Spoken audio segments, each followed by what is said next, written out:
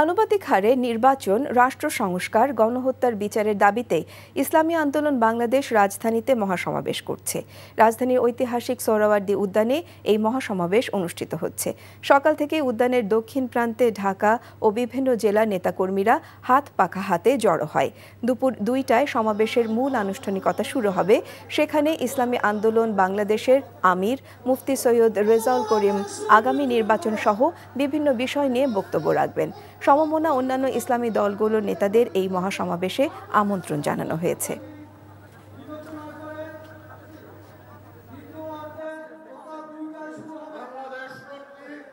Bundle থাকলে প্রতি সেনমানিতে টাকা বাঁচবে। বিকাশ সেনমানি বান্ডেল কিনে জিতুন প্রতি লেনদেনে। সোহরাওয়ার্দী উদ্যানে ইসলামী আন্দোলন বাংলাদেশের সমাবেশের খবর জানতে আমাদের সাথে সরাসরি যোগ দিচ্ছেন সিনিয়র করেসপন্ডেন্ট নিয়ামুল আজিজ সাদেক। সাদেক, সমাবেশ তো চলছে, নেতাকর্মীদের উপস্থিতি কেমন দেখছেন?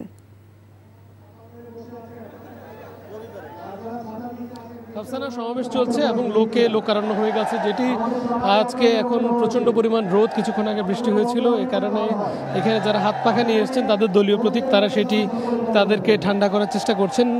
কিন্তু এখন পর্যন্ত প্রচণ্ড রোদের কারণে তারা অনেকে অসুস্থ হয়ে গেছেন। যেখানে পাশে একটি মেডিকেল ক্যাম্প আছে, সেখানে যেতে দেখেছি আমি। আর সমাবেশের কথা যেটি বলি, তাদের মূলত দাবি হচ্ছে যে আনুপাতিক হারে নির্বাচনের পরে তারা যে আসন বন্টন সে বিষয়টি চাচ্ছেন।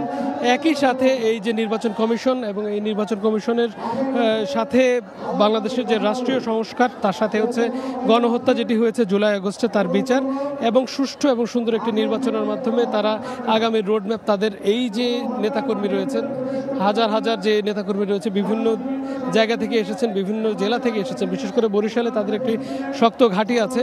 সেই বরিশালের বিভিন্ন যে জায়গাগুলো রয়েছে, বরিশাল বিভাগের যে বিভিন্ন জেলাগুলো রয়েছে, সেখান থেকে তারা এসেছেন। আপনাকে জানিয়ে রাখি যে কিছুক্ষণ আগে আনুষ্ঠানিকভাবে কোরআন তেলাওয়াতের মাধ্যমে এটি শুরু হয়েছে। তবে এখানে কেন্দ্রীয় নেতাদের একাংশ এখানে অবস্থান করছেন। তবে তাদের যে প্রধান নেতা পীর সাহেব চরমনায়, যিনি মুফতি সৈয়দ রেজাউল করিম, তিনি এখনও এখানে এসে পৌঁছাননি। একই সাথে আপনাকে জানিয়ে রাখি যে অন্যান্য যে ইসলামী দলগুলো রয়েছে সেখান থেকেও কিন্তু দাওয়াত দেওয়া হয়েছে তাদের কেন্দ্রীয় নেতাদেরকে, এবং তারাও এখানে অবস্থান করবেন বলে আমাদেরকে অনেকটা জানিয়েছেন। তবে তাদের যে চাহিদা, তাদের যে আকাঙ্ক্ষা, তারা এর আগে কিন্তু কোনো ধরনের আসন বাংলাদেশের জাতীয় নির্বাচনে কিন্তু পাননি। এবার তারা সেই টার্গেট নিয়ে কিন্তু নেমেছেন। তারা বলছেন যে আগামী নির্বাচনে আনুপাতিক হারে যদি ভোট হয়, সেক্ষেত্রে তারা কিন্তু বেশ কয়েকটি আসন তারা জয়লাভ করতে পারবেন। এবং এই বিষয়টি তাদের নেতাকর্মীদের মধ্যে পৌঁছে দেওয়ার জন্য, প্রত্যেকটা মানুষের কাছে এই ধরনের বার্তা দেওয়ার জন্য তারা এই সমাবেশের আয়োজন করেছে। তো এই ছিল সর্বশেষ অবস্থা। বান্ডেল থাকলে প্রতি সেনমানিতে টাকা বাঁচবে। বিকাশ সেনমানি বান্ডেল কিনে জিতুন প্রতি লেনদেনে।